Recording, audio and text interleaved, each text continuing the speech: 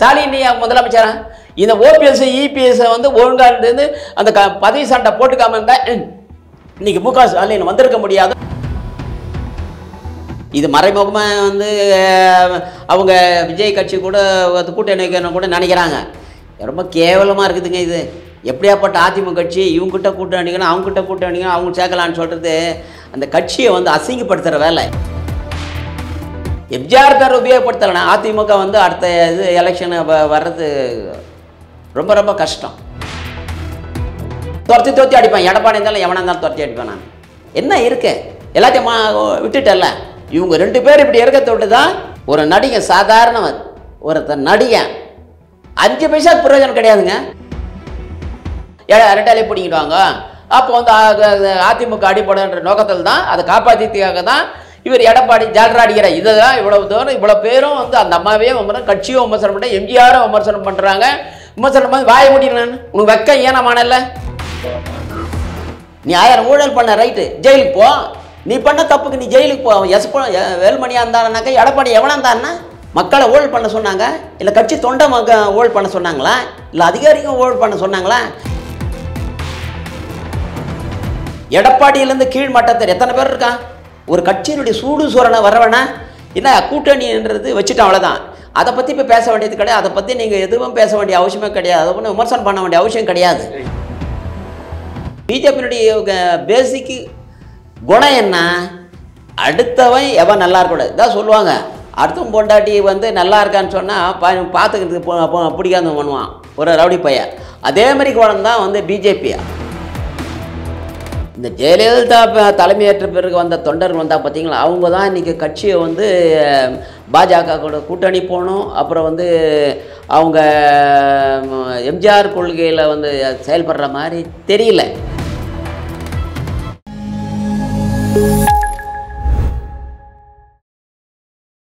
ஆகாஷ் நேயர்களுக்கு வணக்கம். குறிப்பாக வந்து பார்த்தீங்கன்னா நம்ம சேனலில் எம்ஜிஆர் அவர்கள் பற்றி பல விஷயங்கள் பார்த்துருக்கோம். இன்னைக்கு நம்ம பார்க்க போகிறது வந்து மிகவும் ஸ்பெஷலான பர்சன். கார்பரேஷன் ஸ்கூலில் எச்எம்ஆ இருந்திருக்காரு. ஆனால் அந்த வேலையை அவருக்கு வாங்கி கொடுத்தவர் யாருன்னு பார்த்தீங்கன்னா எம்ஜிஆர் அவர்கள். அது மட்டும் இல்லாமல் இவருக்கும் எம்ஜிஆருக்கும் எக்கச்சக்க கோயின்சிடன்ஸ் இருக்குது. இப்போ கரண்ட்டில் வந்து பார்த்தீங்கன்னா வாழும் எம்ஜிஆராகவே எம்ஜிஆர் மாதிரியே வந்து பார்த்தீங்கன்னா தொப்பி ட்ரெஸ்ஸு கண்ணாடியிலேருந்து எல்லாமே வந்து பார்த்தீங்கன்னா எம்ஜிஆர் ரெசம்பன்ஸ் பண்ணுற மாதிரி வந்து நான் வாழ்ந்துட்டு இருக்காரு. Let's welcome MGR Viswanathan sir. வணக்கம் சார். வணக்கம் சார். உங்களை பற்றி பேசணும்னு ஆரம்பிக்கிறப்ப வந்து பார்த்தீங்கன்னா கட்சியே வச்சுருக்கீங்க எம்ஜிஆர் மக்கள் கட்சி அப்படின்னு சொல்லிட்டு. எம்ஜிஆர் மீது இவ்வளோ பற்று வர்றதுக்கான காரணம் என்ன? எம்ஜிஆர் மக்கள் கட்சி ஏன் ஆரம்பிச்சிங்க? எம்ஜிஆர் பற்றுன்றது வந்து ஆரம்பத்திலே நாங்கள் அதிமுகவில் எம்ஜிஆர் அதிமுக ஆரம்பிக்கும் போது நான் ஒரு தொண்டன்.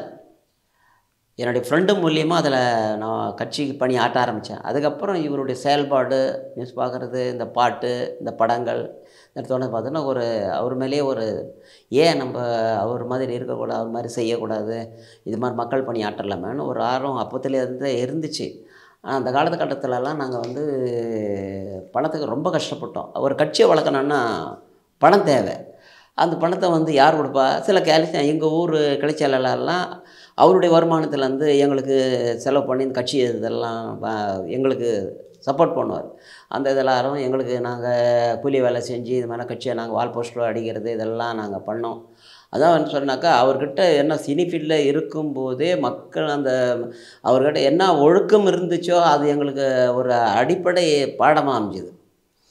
அதன் பிறகு அவர் தொடர்பு எடுப்பதனால அப்புறம் காலேஜ் படிக்க வச்சு அப்புறம் ஒரு கார்பரேட் ஸ்கூலில் ஹெட் மாஸ்டர் ஆக்கி எனக்கு கல்யாணம். அதுக்கப்புறம் வந்து நான் கார்பரேட் ஸ்கூலில் இந்த ஸ்டூடெண்ட்டு மேலே எனக்கு வந்து எம்ஜிஆர் நினச்சிருந்தா என்னை வந்து ஒரு எம்எல்ஏ ஆக்கி மந்திரி ஆக்கியிருக்கலாம்.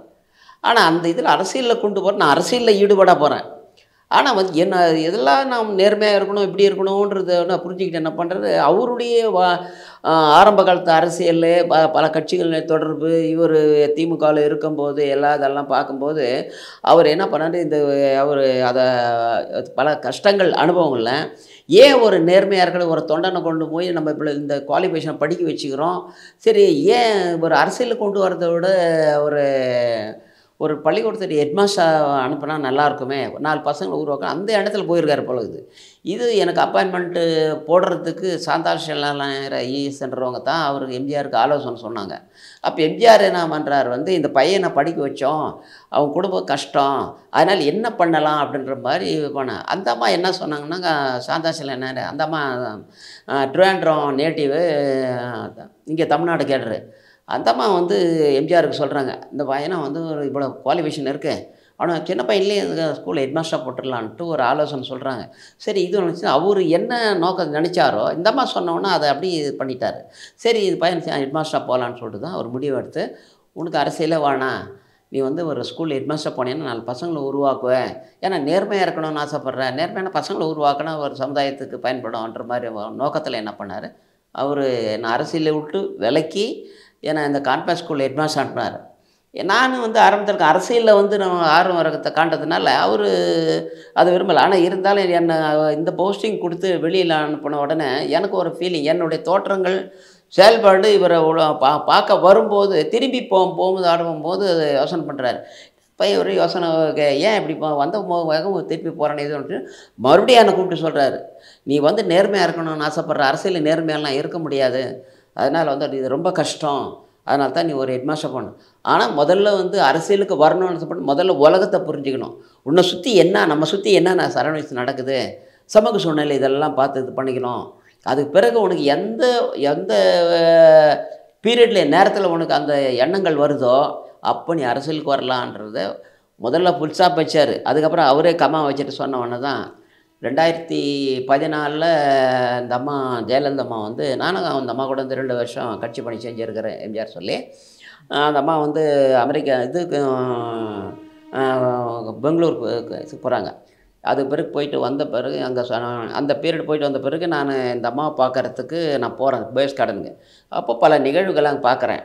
ஏன் இப்படி இருக்குது, தலைவர் பேரில் இந்த மாதிரியெல்லாம் இல்லையே, இவ்வளோ இருக்குது, இந்த அம்மா இப்படி இருக்கிறாங்களோ அப்படின்னு சொல்லிட்டு யோசனை பண்ணி தான் நான் வந்தேன். சரி வந்துட்டு 2 நாள் யோசனை பண்ணிவிட்டு எம்ஜிஆர்கிட்ட இருந்த 2 ஐஏஎஸ் ஆஃபீஸர் வீட்டுக்கு போனேன். இப்போ அவங்க தொடர்பு இருக்குது.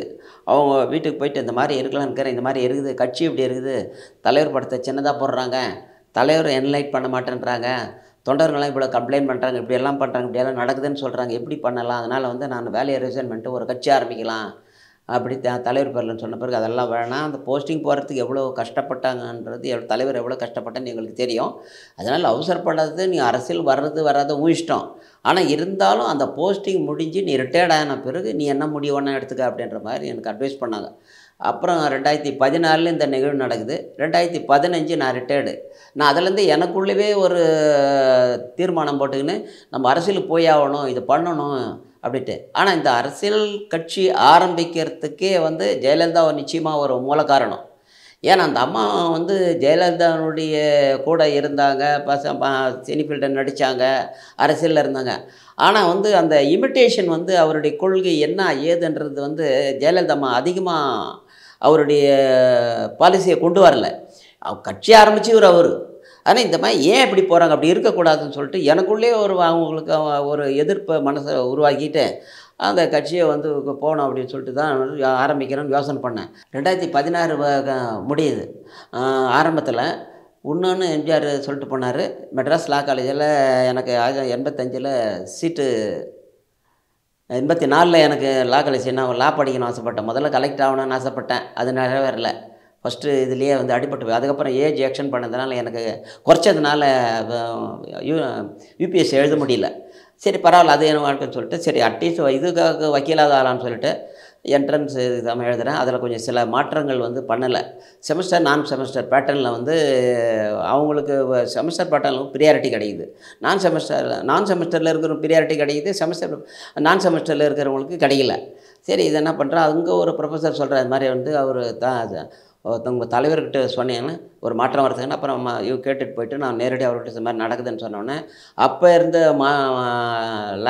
லீகல் டைரக்டர் மாஸ்டர் சங்கரன் அவர் ஃபைலெல்லாம் கொண்டு வர சொல்லிவிட்டு, ஏன் இந்த மாதிரி நடக்குது, இந்த மாதிரி நடக்கக்கூடாது, இந்த ஸ்டூடெண்ட்டு இந்த மாதிரி ட்ரீட் பண்ணக்கூடாது, அப்படி கொடுக்கணும்னு கேட்டால் செமஸ்டருக்கு ஒரு ஒரு பர்சன்டேஜ் கொடுங்க, நான் செமஸ்டருக்கு ஒரு பர்சன்டேஜ் கொடுங்கன்னு சொல்லிட்டு போட்ட உடனே அப்புறம் தான் எனக்கு ஃபஸ்ட்டு சீட்டே கிடைக்குது எனக்கு.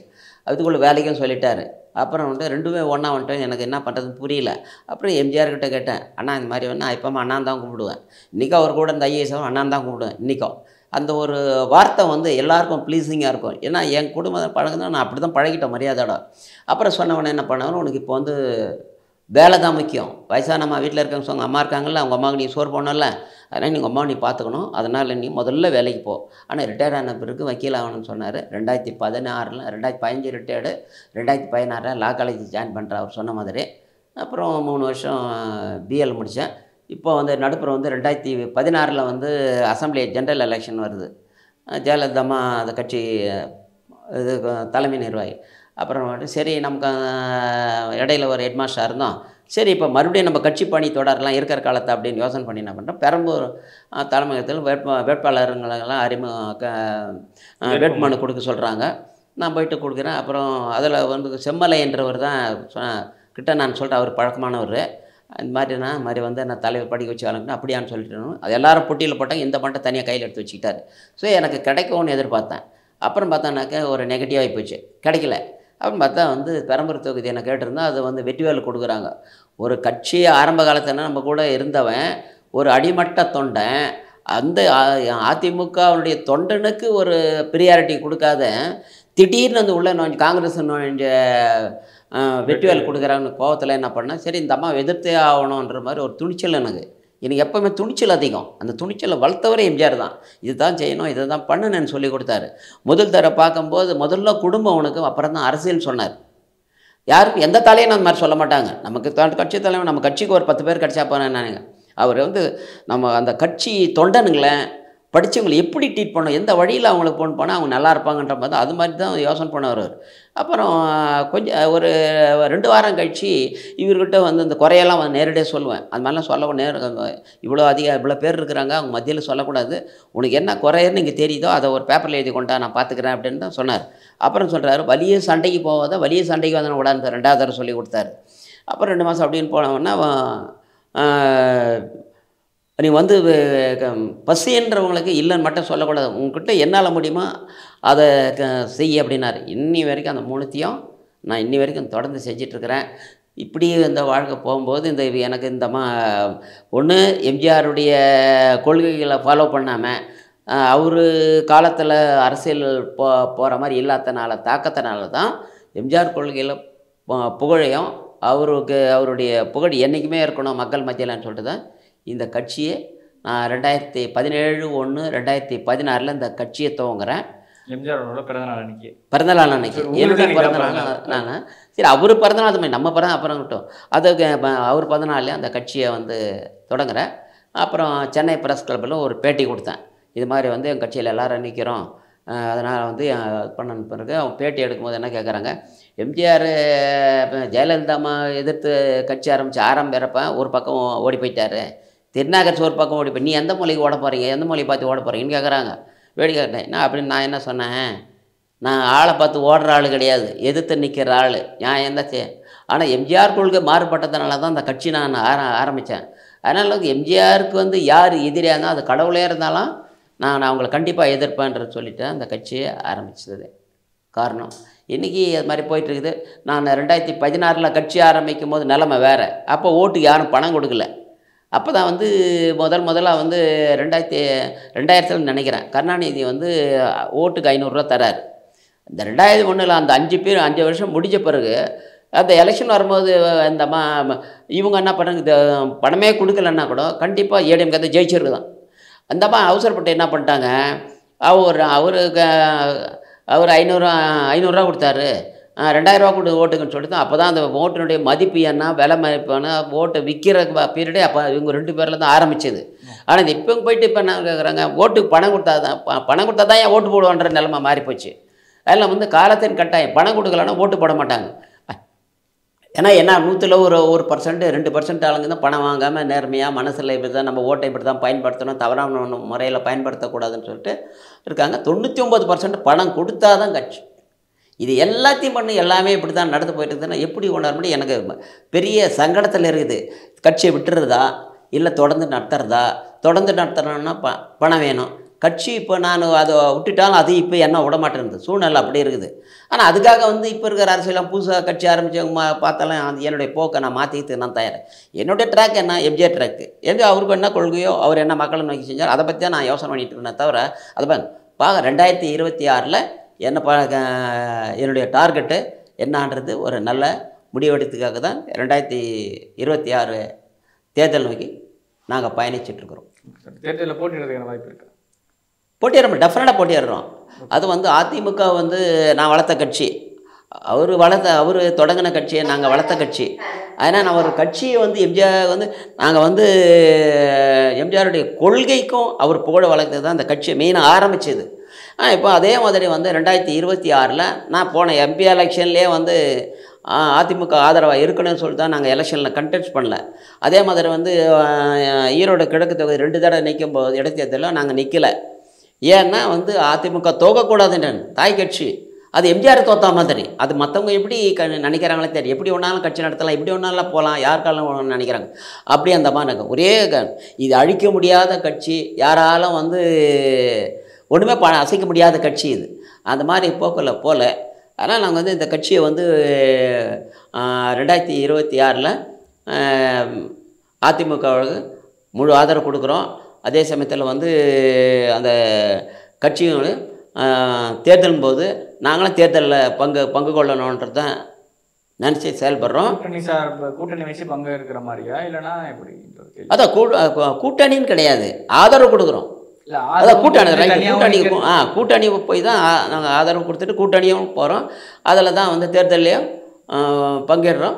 இதை வந்து நான் ஒரு 15 நாளைக்கு முன்னாடி நான் அடிக்கடி எடப்பாடிக்கு லெட்டர் எழுதுகிறேன். இது மாதிரி வந்து கட்சிகளுக்கு தொண்டர்கள்லாம் ஒருங்கிணைங்க, எம்ஜிஆர் ரசிகர் இவங்களெல்லாம் ஒரு லைனில் கொண்டு வாங்க அவங்கள அப்படின்னு சொல்லிட்டோம். இப்போ நான் 10 நாளைக்கு முன்னாடி அந்த லெட்டர் இந்த காரணங்கள்லாம் ஒரு 10-17 காரணங்களை சொல்லி அவங்களெல்லாம் வந்து இணைக்கத்தை பாருங்கள், அப்படி சில பிரச்சனைகள் உருவாக்குங்களாம் கண்டிஷன்ஸ் போட்டு இது பண்ணுங்கள் அப்படின்னு சொல்லி தான் நான் லெட்டர் அனுப்பி ஒரு 10 நாள் ஆகுது. அதை பற்றி அவர் எடப்பாடி என்ன முடிவு எடுக்கிறான்னு சொல்கிறது பொறுத்து இருந்தால் பார்க்க. பதில் ஏதாவது வந்துச்சுங்களா ஐயா? எடப்பாடிக்கிட்டே இருந்து பதில் ஏதாவது வந்துச்சான்னு கேட்குறேன். அதான் இப்போ இந்த கட்சிக்கு நாங்கள் ஆதரவு கொடுக்குறோம், கூட்டணியாக பங்கு கொடுங்க தான் நான் லெட்டர் சொல்லியிருக்கிறேன். மீதி வந்து பதில் எதுவும் வரல. ஓகே. இப்போ இவ்வளோ ஒரு பாரம்பரியமான கட்சி, இவ்வளோ பெரிய மனுஷன் உருவாக்கின கட்சி, இவ்வளோ பேர் வந்து பார்த்தீங்கன்னா தொண்டர்கள் வந்து எம்ஜிஆரோட விசுவாசிகளாகவே இன்னும் இவ்வளோ பேர் இருக்காங்க. அதிமுகவோட விசுவாசிகள்ன்றது எம்ஜிஆரோட விசுவாசிகளாகவே இவ்வளோ பேர் இருக்காங்க. அப்படி இருந்தே பாஜக தான் வந்து அதிமுகவை காப்பாற்றுமா அப்படின்ற ஒரு கேள்வி இருக்குல்ல. பல இடங்கள்ல வந்து பார்த்தீங்கன்னா எம்ஜிஆரோட உண்மை தொண்டர்களுக்கு பாஜகவோட கூட்டணியில் அதிமுக இருந்து பிடிக்கலன்ற ஒரு விஷயம் இருக்குல்ல, உங்களோட பார்வை இருக்காது? அதிமுக தொண்டர்களை வந்து 2 பிரிவாக பிரிக்கலாம். ஒன்று வந்து எம்ஜிஆர் காலத்தில் இருந்து வரவங்க அதிமுக தொண்டர்கள். ஆமாம். அடுத்து வந்து ஜெயலலிதாமா தலைமையேற்ற பிறகு அப்போ வந்து அதிமுக தொண்டர்கள். இந்த ஜெயலலிதா தலைமையேற்ற பிறகு வந்த தொண்டர்கள் வந்தால் பார்த்தீங்களா, அவங்க தான் இன்றைக்கி கட்சியை வந்து பாஜக கூட கூட்டணி போகணும், அப்புறம் வந்து அவங்க எம்ஜிஆர் கொள்கையில் வந்து செயல்படுற மாதிரி தெரியல. அப்படி ஒரு சில பேர் இளைஞர்கள் இருந்தாலும் அந்த இளைஞர்கள் பெற்றோர்கள் இருக்கலாம், அப்பா இருப்பார், தாத்தா இருப்பார், அவங்களெல்லாம் வழிமாற சொன்னவங்க அவங்க கொஞ்சம் அந்த நிலையில் நிற்கிறாங்க. ஆனால் பிஜேபி கூட கூட்டணி போகிறதுக்கு வந்து என்னை பொறுத்த வரைக்கும் முதல்ல கொஞ்சம் லேசாக இருந்தது. ஆனால் எனக்கு வந்து அதை உடன்பாடு இல்லை. ஒட்டுமொத்தம் ஒரு ஒரு ஆழ்ந்த ஒரு விஷயத்தை சொல்லணும்னு கேட்டால், தமிழ்நாட்டில் எம்ஜிஆர் ஆரம்பித்த அதிமுக வந்து அசைச்சி பார்க்குற கட்சி எந்த கட்சியுமே கிடையாது, கட்சி கிடையாது. அது ஜெயலலிதா தலைமையில் இருக்கும்பொழுது 200 சீட்டு ஜெயித்தாங்க, தனிமையாகவே நின்று. எம்பி எலெக்ஷன் அந்த மாதிரி நின்னாங்க. அது பிறகு வந்து தலைமை ஸ்ட்ராங் இல்லை, ஒரு தைரியம் இல்லை. ஆனால் இப்போ ஏன் அப்படி வந்து பிஜேபிக்கு இவங்க கூட்டணி போகிறாங்கன்னா, அந்த அதிமுகவில் இருக்கக்கூடிய முக்கிய நிர்வாகிகள் இருக்கிறாங்க இல்லையா, இந்த ஜெயலலிதாவுடைய ஆட்சி காலத்தின் போது அவங்க வந்து ஊழல் செஞ்சாங்க, இல்லைன்னு நிச்சயமாக மறுக்க முடியாது. அதே மாதிரி வெட்ட வெளிச்சம் எல்லாருக்குமே தெரிஞ்ச விஷயம். அதன் மூலம் சம்பாரித்த சொத்துக்கள் இதை வந்து பாதுகாத்துக்கணும், அவங்களுடைய மெயின் எண்ணமே அதுதான். கட்சியை பற்றி வர எலெக்ஷனில் வெற்றி தோல்வியை பற்றி கவலை கிடையாது அவங்களுக்கு. சம்பாரிச்ச விஷயத்தை பாதுகாத்துக்கணும், அதுக்கு ஒரு பதவி வேணும், அதுக்காக நமக்கு ஆட்சி வேணும். இதுதான் அவங்களுடைய உள்நோக்கமே தவிர உண்மையிலே எம்ஜிஆர் ஆரம்பித்தது அதிமுக வந்து ஜெயிக்க வைக்கணும், தோக்கக்கூடாதுன்ற ஒரு உறுதியான எண்ணம் அவங்ககிட்ட கிடையாது. இது உண்மையான விஷயம். ஆனால் எங்களை மாதிரி இருக்கக்கூடிய அதிமுகவினுடைய உண்மையான தொண்டர்களால் தான் அந்த கட்சி வந்து இந்த கொஞ்சம் ஒரு உயிர் ஊசலாடிட்டு இருக்குது தான் நம்ம சொல்லணும். பிஜேபி என்ன நினைக்கிறாங்க, அதிமுகவோட கூட்டணி போனால் தான் ஜெயிக்க முடியும்னு முடிவில் வராங்க. அந்த மாதிரி இருக்கிறது வந்து என்னை பொறுத்த வரைக்கும் ஏற்றுக்க முடியாது. பிஜேபி உள்ளே வந்து நீங்கள் வந்து இத்தனை சீட்டு கூட இப்படி போட்டு எல்லாம் பண்ணி ஆட்டி பணிக்கிற மாதிரி ஒரு ஸ்டேட் கட்சியில் பிஜேபியினுடைய பேசிக்கு குணம் என்ன, அடுத்தவன் எவன் நல்லா இருக்கக்கூடாது இதான் சொல்லுவாங்க. அடுத்தவன் பொண்டாட்டி வந்து நல்லா இருக்கான்னு சொன்னால் பார்த்துக்கிறதுக்கு பிடிக்காத பண்ணுவான் ஒரு ரவுடி பையன். அதே மாதிரி குணம் தான் வந்து பிஜேபி. அடுத்த கட்சியில் ஒரு ஸ்டேட்டில் நல்லா இருக்குது, ஆட்சி ஆளுதுன்னு சொன்னால் அதை புத்திமதி சொல்லி அந்த ஆட்சி முறையை வந்து அந்த 5 வருஷம் கம்ப்ளீட் ஆகிற வரைக்கும் எண்ணம் போல அதில் பாதியில் உடைக்கணும். அவன் எது வீக்கு எத்தனை பேர் வீக்கு அவனை தம் பக்கம் இழுக்கணும், அது பணம் கொடுத்து இழுத்துக்கணும். அவங்கள வச்சு அந்த கட்சியை வந்து ஒரு என்ன பண்ணுறது, கயிறு போட்டு வலிச்சு அதை படுக்க அவங்க காலி பண்ணி அந்த இடத்துல வந்து பிஜேபி போகணும், ஆட்சி பிடிக்கணுன்றது ஒரு கெட்ட புத்தி இல்லை, ஒரு கேவலமான புத்தி தான் பிஜேபிக்கு இருக்குது. இது பிஜேபி வந்து ஆட்சி முறை வந்து மோடி தலைமையேற்ற பிறகு இந்தியாவினுடைய ஆட்சி முறை சரிதான் என்னை போல ஏற்றுக்கொள்ள முடியாது. படித்தவன் வாழ்நாள் ஏன் அதை நான் சொல்கிறேன்னா, நான் பல பப்ளிக்கிட்ட நானாக மூவ் பண்ணுறேன், தனியாக மூவ் பண்ணுறேன், பேசுகிறேன், பஸ்ஸில் ட்ரெயினில் போகிறேன். அவர் பார்க்கும்போது வந்து பிஜேபியினுடைய நோக்கம் வந்து மக்களை நோக்கி கிடையாது, அவங்களுக்கு பதவி வேணும், பணம் வேணும். இது கூட ஒரு இதில் பேப்பர் இதில் பார்த்தேன், எத்தனையோ கோடி ஊழல் அப்படின்னு சொல்லிட்டு மோடியினுடைய படம் இன்றைக்கி ஃபேஸ்புக்கில் அதை கட் பண்ணி போட்டிருக்கிறாங்க. இத்தனை கோடின்னு சொல்லிட்டு ஊழல் நடக்குதுன்னு சொன்னேன். அப்போ வந்து மோடி தலைமையில் இயங்கக்கூடிய மத்திய அரசில் எவ்வளோ ஊழல் இருக்குதுன்னு சொன்னால் ஆச்சரியம். இவங்களாம் என்ன எப்படின்னு சொல்கிறது. அப்போ வந்து இந்த அதிமுகவோட கூட்டணி போயிட்டு எப்படியாவது தமிழ்நாட்டை பிடிக்கணும் அப்படின்னு நினைக்கிறேன். அவங்க வந்து திமுகவை எதிர்க்கிறாங்களா, அவங்க வந்து திமுக வந்து மக்கள் விரோத சக்தியாக செயல்படுறதுன்றது மறுக்க முடியாத உண்மை. இதை வந்து அவங்க என்ன பண்ணுங்க, அந்த கடவுள் சம்மந்தப்பட்ட இறையெல்லாம் அதிலெல்லாம் கொஞ்சம் நுழைப்பாங்க, அதில் போகக்கூடாது. திமுக தான் சம்மந்தப்பட்ட மக்களை நோக்கி தான் அவங்க இருக்கணும். அதுக்கு இதெல்லாம் பிடிக்கலன்னு போது அந்த ஜாதி மதம் அந்த இறை வழிபாடு. எம்ஜிஆர் எந்த கோயிலுக்கு போனார்? இன்றைக்கி உலகம் ஃபுல்லாக நினைக்கிறாங்கல்ல. எனக்கு என்னை பொறுத்த வரைக்கும் முட்டாள்தனமானது ஒரு மதத்தை உள்நடச்சியோ அதை நோக்கத்தை அடிப்படையாக வச்சோ வந்து ஒரு அரசியல் நடத்தினா அது அதை விட கேவலமான இது ஒன்றுமே கிடையாது. நீ மக்களை நோக்கி தான் பயணிக்கணும். கடவுள் எங்கேயும் இருக்கிறாரு, எல்லாரும் உருவத்தில் இருக்கிறாரு, அந்த தேடி போன உங்ககிட்டே இருக்கிறாரு. அதனால் வந்து நம்ம வந்து இந்த மாதிரி ஒரு ஸ்டைலில் பண்ணுறத விட அது வந்து பொலிட்டிக்கல் கிடையாது. அது அந்த வந்து சுருக்கமாக சொல்லணும்னா பிஜேபி வந்து ஒரு அரகண்ட் பொலிட்டிக்கல் மோட்டிவேஷன் தான் போயிட்டுருக்காங்க. இது ஆபத்தான விஷயம். அது வந்து போனதுக்கு இதுக்கு அந்த இது இப்போது காஷ்மீரில் ஒரு பகல்காம் நடந்தது இல்லையா, அது ஒரு உதாரணம் இல்லையா. நீங்கள் உளவுத்துறை வந்து 16ஆம் தேதி இப்போ 19ஆம் தேதி இவர் அங்கே போகிறாரு, அங்கே போகணும் ரெஸ்ட் எடுக்கணும் போகிறோம் முடிவு பண்ணுறாங்க. ஆனால் உளவுத்துறை வந்து பிரைம் மினிஸ்டர் ஒரு இடத்துக்கு போகிறாருனாக்கா அதை வேவ் பார்ப்பாங்க, அதனுடைய நடத்த என்ன சுற்றி எப்படி பாதுகாப்பு போதுமானது இருக்கான்னு பார்ப்பாங்க. அது போய் 19ஆம் தேதி இவர் போகணுன்னு இருக்குது, ஷெட்யூல் போட்டாச்சு. 16ஆம் தேதி வந்து உளவுத்துறை வந்து ரிப்போர்ட்டு கொடுக்குது மாதிரி வந்து போதைய பாதுகாப்பு இல்லைன்னு சொன்னோம். அப்போ அங்கே வந்து 9 ட்ரூப்ஸ் இருக்கணுமா, அது அங்கே வந்து 2 தான் இருக்குது. இதெல்லாம் யோசித்து அதுக்கு உண்டான நடவடிக்கை எடுத்து நாட்டை வந்து எல்லையை மக்களை பாதுகாக்கிறது, நாட்டை பாதுகாக்கணும் இருக்கணும். தவிர மோடி வந்து அதை விட்டு நீங்கள் சவுதி அரேபியாவுக்கு போய் பயணம் பண்ண என்ன அர்த்தம் இருக்குது? நீ அதுக்காக கூட்டி இங்கே வந்து கூப்பிட்டு வந்து அதுக்கு பிறகு என்ன பண்ணுற அடிச்சிட்டான்னு சொல்லிட்டு ஒருத்தன் வந்து வீட்டுக்குள்ளே நுழைஞ்சு அடிக்கிறதுக்கு முன்னாடி நம்ம பாதுகாப்பு ஏற்படுத்தணும். வீட்டுக்குள்ளே அடிச்சிட்ட பிறகு அப்புறம் நீ இப்போ எதிராளி அடிக்கிறான்னு சொல்லி இது அது முட்டாள்தனம், ஒரு கேவலமான இது இல்லையா. அது கூட எதுனால 4 பேரெல்லாம் வந்து பிஜேபி கவர்மெண்ட்டை காரி முடிச்ச பிறகு அதுக்கப்புறம் நீ வந்து பாகிஸ்தான் மேலே சண்டை என்ன அர்த்தம்? அங்கேயும் அவங்க ராணுவ வீரர்கள் சேர்த்துருப்போம், இங்கே இருக்கும். அந்த பணத்தை போட்ட பணம் இழந்துட்டு சம்பாதிக்கலாம், ஆனால் போன போயிட்டு சம்பாரிச்சிக்க முடியுமா? இதெல்லாம் திங்க் பண்ண பேசிக்காக வந்து மோடி பண்ணது சரியில்லை. ஆனால் ஒரு வணங்க வேண்டியவர் என்னை பொறுத்த வரைக்கும் பிஜேபியில் வாஜ்பாய் மட்டும்தான். இது அதில் இருக்கிறவங்க பிஜேபியிலேருந்து கீழ் மட்டத்து மேலும் ஒரே ஒரு ஆள் கூட விரல் விட்டுறாண்ட ஆள் கூட யாருமே வந்து சரி கிடையாது. எல்லாம் பண நோக்கம், அதிகார தோரணை, ஆட்சி பிடிக்கும். அதே அதிகார தோரணத்தை தான் இங்கே தமிழ்நாட்டில் வந்து அதிமுக உள்ள நேரடியாக நுழைய முடியாது. அதிமுக ஒரு உள்ள அவங்க மூலியமாக வந்து தமிழ்நாட்டுக்கு நுழையணும்னு நினைக்கிறாங்க.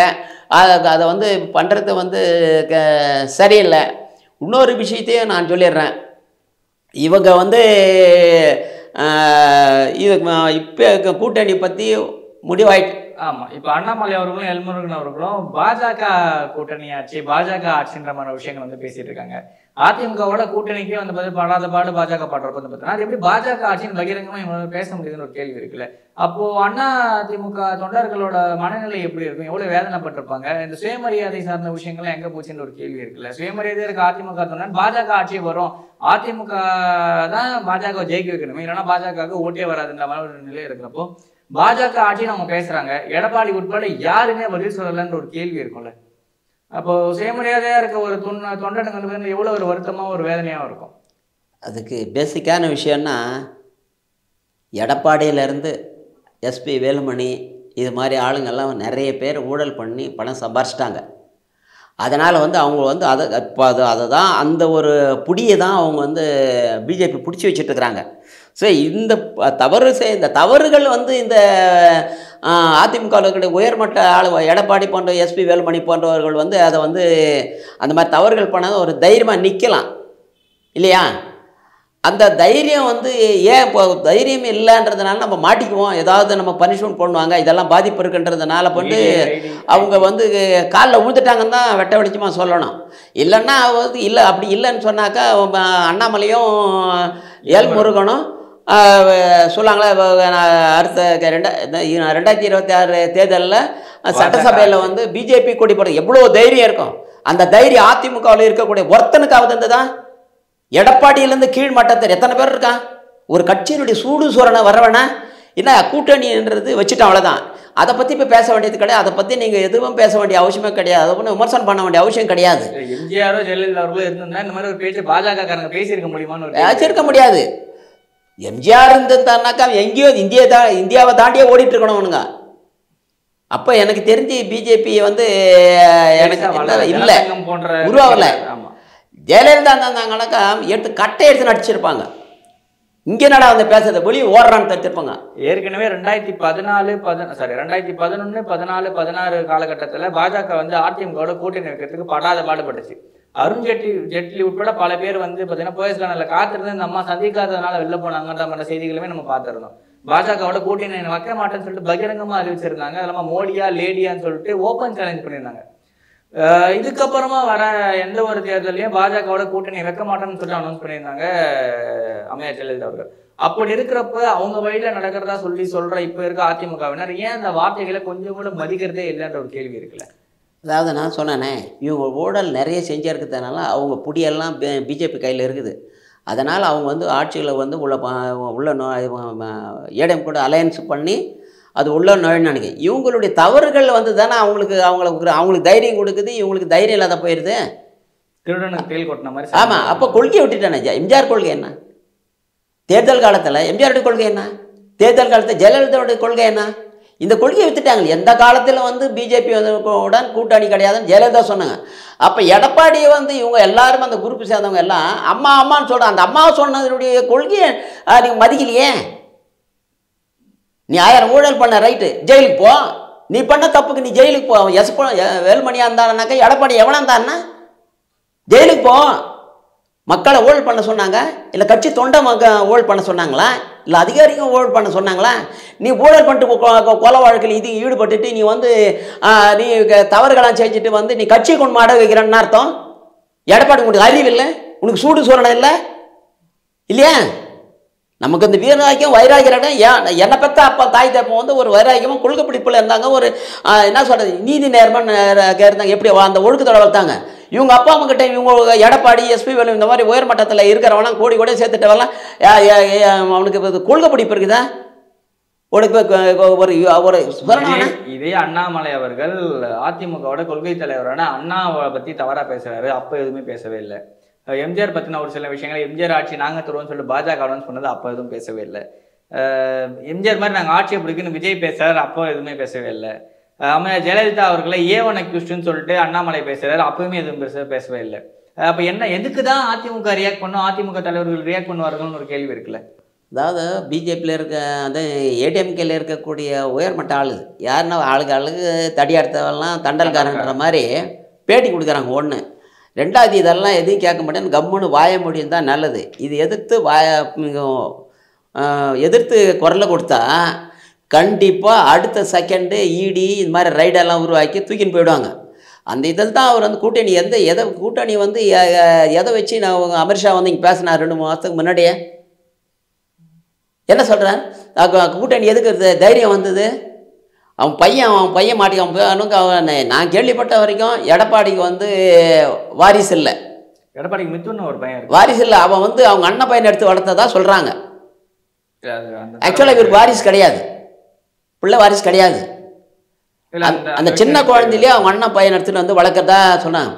அந்த பையனும் அந்த அவன் சம்பந்தியும் தவறுகள் பண்ணிட்டாங்கன்ட்டு எதையும் பிடிக்காமல் எப்படி பிடிக்குதுன்னு கூட்டணிக்கு வர்றதுக்கு உடன்பட மாட்டேன்றாப்பல. அமித்ஷா கூப்பிட்டாலும் வரமாட்டாப்பல. மோடி ஃபோன் பண்ண எடுக்க மாட்டேன். இதுதான் ஒரு போன மாதம்லாம் ஃபுல்லாக மீடியாஸில் தான் வந்துக்கின்னு இருந்தது, சில யூடியூப்ஸில் வந்துக்கின்னு இருந்தது. அதனால் பையன் என்ன பண்ணார், இங்கே அசம்பிளி விட்டுட்டு அங்கே ஓடினார் காப்பாற்றிக்கலாம் அப்படின்னு சொல்லிட்டு. அப்போ என்ன அர்த்தம், குடும்பத்தை காப்பாற்றிக்கணும். குடும்பத்தை கொண்டு போய் அடகு வச்சு காப்பாற்றிக்கிறதுக்காக கட்சியை கொண்டு போய் எத்தனை தொண்டை வந்து உயிர் விட்டுருப்பான். இப்போ நான்லாம் வந்து அப்போ எம்ஜிஆர் அந்த திமுக ஆரம்பிக்கும் போது நாங்கள்லாம் போலீஸ்காரர்கிட்ட அடிப்பட்டோம். இதெல்லாம் ரத்த காயம், அதெல்லாம் எம்ஜிஆருக்கு தெரியும். அப்படிப்பட்ட கட்சி கஷ்டப்பட்டு கட்சி வளர்த்த அதிமுக கொண்டு போய் ஏனாமானாலாம் கொண்டு போய் வைக்கிறேன். என்ன அர்த்தம்னா, உன் குடும்பத்துக்காக அதிமுக, உன் குடும்ப சொத்து தான் அதிமுகவா? எடப்பாடிக்கு அறிவு ஆதரவு போகிறேன், அது வேற விஷயம். நான் ஒரு உண்மையான தொண்டை, அதிமுகவில் தொண்டேன். அப்போ ஜெயலலிதாவை எதிர்த்து நான் கட்சி ஆரம்பிக்கிறேன்னு சொன்னால் உன்னை எதுக்கிறதுக்கு இருக்கு, இவங்களெல்லாம் எதிர்த்து எவ்வளோ நேரம் ஆகும்? திமுகவை எதிர்க்கணும். இது பேசிக்கான எங்களுடைய கொள்கை, அதுதான். அது எம்ஜிஆர் கொள்கை, அது மாற்று கருத்தே கிடையாது. அதே மாதிரி வந்து இந்த ஜாதி பேரை சொல்லி எந்த கட்சியும் ஜாதிக்காது. இதில் வந்து ஏதோ ஒரு மதத்தை உருவாக்க இதை பண்ணுறேன் அதை பண்ணுறேன்னு சொல்லிட்டு பிஜேபி அது ஒரு ஜாதி கட்சி தான், மதவாத கட்சி தான். நிச்சயமாக அதில் மறுப்பு கிடையாது. நீ அந்த கட்சி கூட போய் கொண்டு கூட்டணி வைக்கணும்னு நினைக்கிறேன். உனக்கு தள்ள என்ன தோத்தான் பையன் அதங்காட்டியா இல்லையா?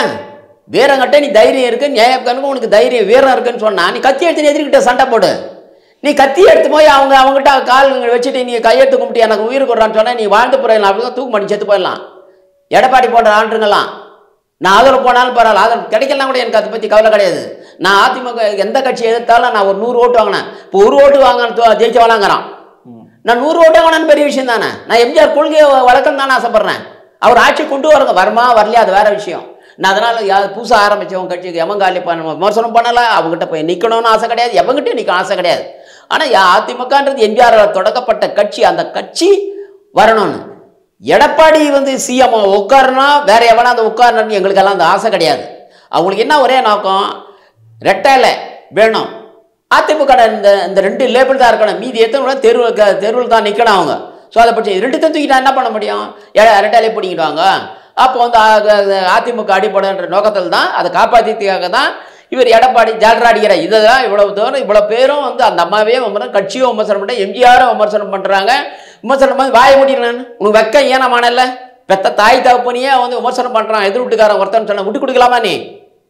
நான் அந்த கில்லி ஆடின ஒருத்தனையும் பிஜேபியில் இது மாதிரி 1000 பிஜேபியை பார்ப்பேன். காங்கிரஸ் எல்லாம் கொண்டு எவனும் சொத்த கேஸ் எல்லாம் காங்கிரஸ்காரன் திமுக காரன் நான் ரவுடிசம் பண்ணியே இவளெல்லாம் எல்லாரும் எதிர்க்கக்கூடிய சக்தி எங்களுக்கு பலம் இருக்குது. எங்கள்கிட்ட பணம் இல்லை, ஆனால் தைரியம் இருக்குது. எப்படியாவது கொள்கை இருக்குது. அந்த கட்சியை எப்படி காப்பாற்றணும் நாங்கள் தான் நினைக்கிறோம். இப்போ அதிமுகவில் எத்தனை பேர் கூட்டணி இருந்தாலும் நான் கூட்டணி இருக்க போகிறோயோ எங்களுக்கு கிடைக்குதா இல்லையா அது வேறு விஷயம்.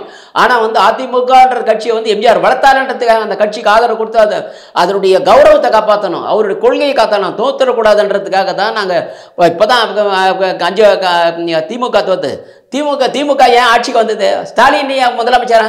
இந்த ஓபிஎஸ் இபிஎஸ் வந்து ஒழுங்காக இருந்து அந்த பதவி சண்டை போட்டுக்காம இருந்தால் இன்னைக்கு முக ஸ்டாலின் வந்திருக்க முடியாது. மக்கள் விரோத ஆட்சியை வந்து மக்களை எதிர்நோக்கக்கூடிய நிலைமை ஏற்பட்டிருக்காது. அப்போ இதுனா எவ்வளோ ஊழல் பண்ணியிருக்கிறாங்க.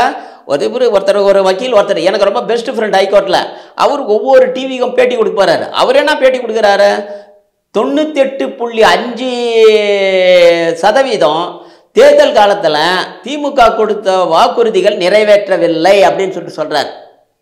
இப்படிப்பட்டு ஒரு விமர்சிக்கப்படும் ஒரு திமுக எம்பி அவர் இத்தனைக்கும் அவர் இவ்வளோ அழகாக வந்து இதுக்கு அது விமர்சனம் பண்ணும்போதே இப்படி இந்த தெளிவாக மக்களுக்கு தெரியப்படுத்தும் பொழுது அந்த அப்போ அவர் வந்து எப்படி அப்போ திமுக வந்து நாளைக்கு 200 தொகுதியை நாங்கள் ஜெயிப்போம்னு சொல்லிட்டு எப்படி ஸ்டாலின் சொல்கிறேன் தானே எப்படி சொல்கிறான்னு தெரியல.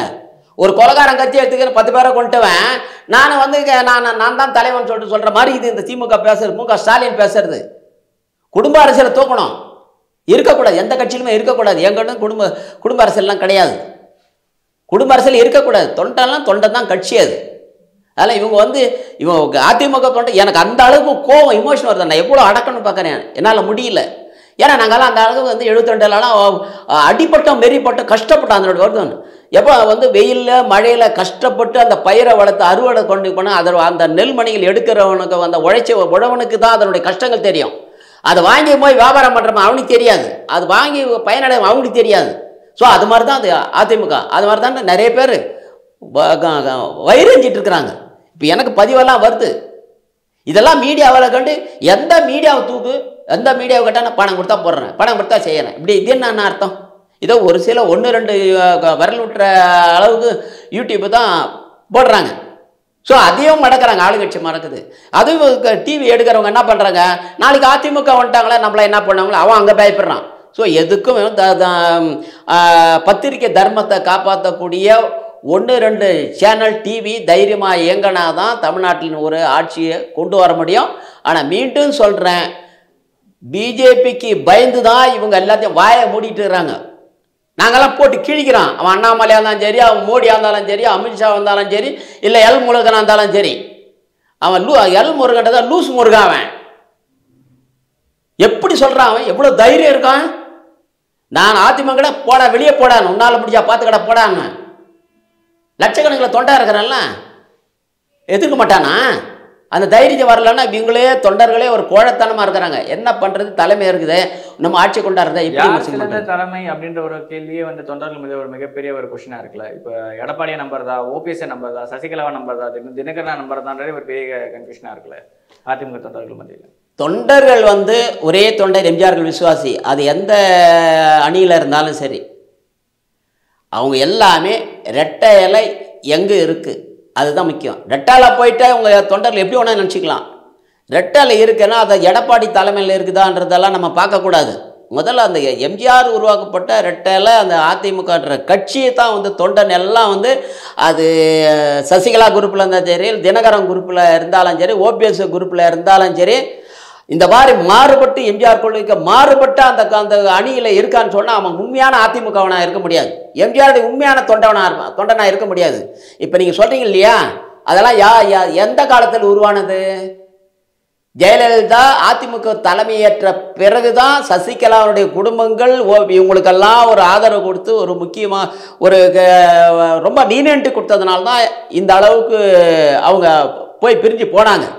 ஸோ உண்மையான அதிமுகனா எம்ஜிஆரை உருவாக்கின அந்த அதிமுகவும் அந்த ரெட்டை கிட்ட தான் இருக்கணும்.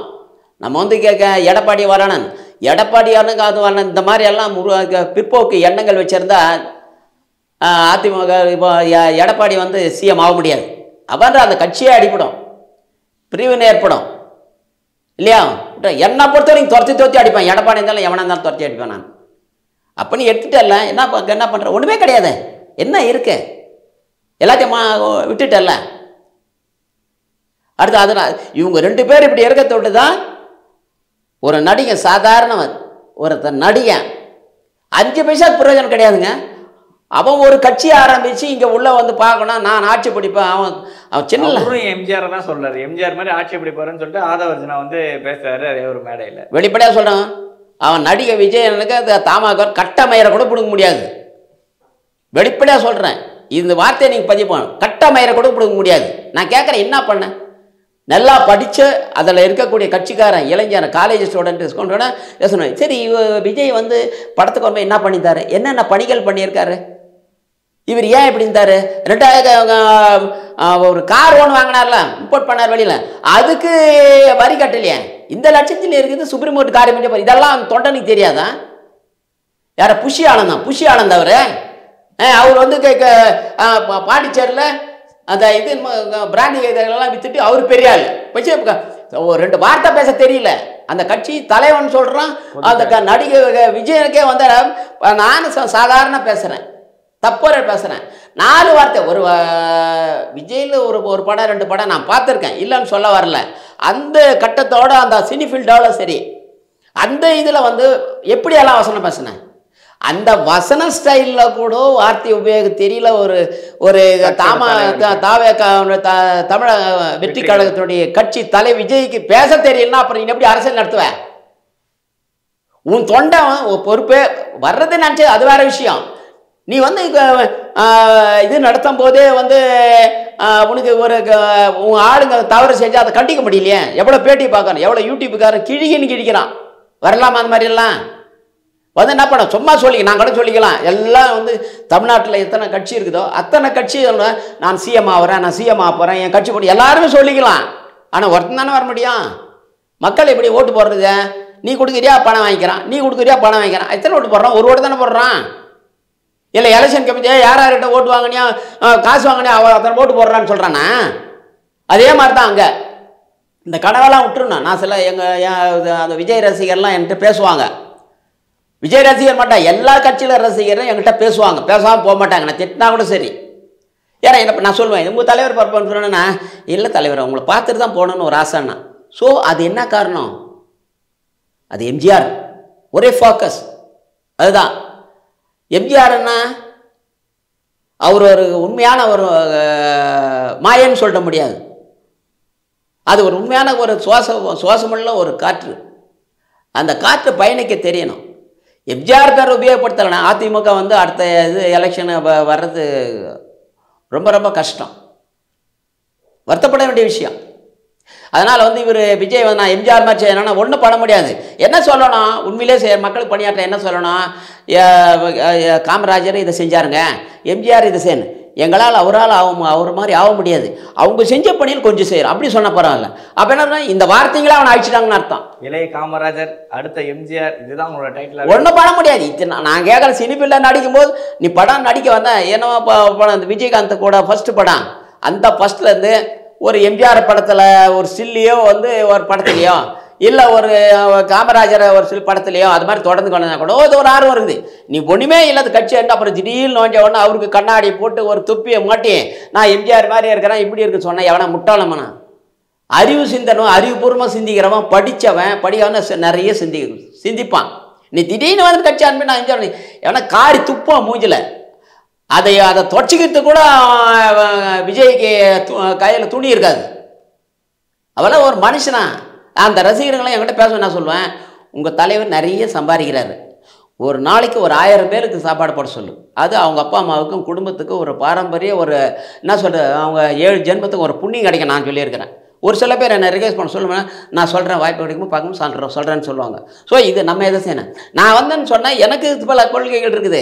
அது எம்ஜிஆர் கொள்கை போயிடுச்சு. நான் எம்ஜிஆர் வளர்க்கப்பட்ட ஆள், நான் மக்களுக்கு செய்யணும்னு நினைக்கிறேன். ஸ்டூடெண்ட்டோட இருந்தேன், பப்ளிக்கில் இருந்தேன், பேரண்ட்ஸு கூட இருந்தேன். எனக்கு தெரியும். இன்றைக்கி நான் காய்கறி போனேன்னா தக்காளி வேலைன்னா வெங்காயம் வேலைன்னா முருங்கைக்காய் வேலைன்னா கத்திரிக்காய் வேலைன்னா பீன்ஸ் வேலைன்னா கேரட் வேலைன்னா எனக்கு தெரியும்.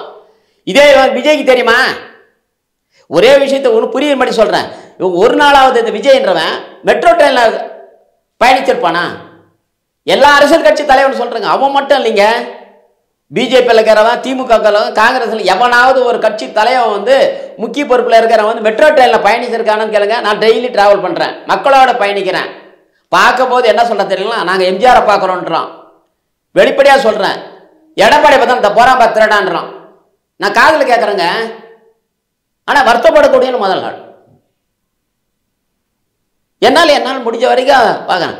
ஆனால் வந்து இது மாதிரி இருக்கிறாள் நீங்கள் மார்க்கெட்டுக்கு போயிட்டு ஒவ்வொரு காய்கறி விலை என்ன செஞ்சானோ அப்போ தான் மக்கள் கூட பயணிக்கிறேன்னு அர்த்தம். சும்மா வந்து அண்ணா மாதிரி சொன்னார்ட்டு எவனோ அது ஒரு இடத்துல போட்டு இந்த அந்த வசனத்தை வந்துட்டு விஜய் போடுறான், நீ இப்படி மக்களோட பயணி, மக்கள் திட்டங்களை என்னடா திட்டம்னு.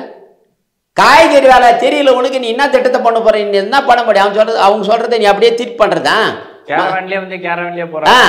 இவன் தோண்டனியா வீட்டுக்கு கேட்டானாக்கா அவன் பார்க்கறதுக்கு அனுமதிக்கல. இவன் என்னத்த காய்கறி வந்து இன்னொரு முக்கியமான விஷயம், இவருக்கு எப்படி வந்து விஜய்க்கு வந்து ஒய்பிரியோ ஏதோ ஒன்று பாதுகாப்பட்டிருக்கான்.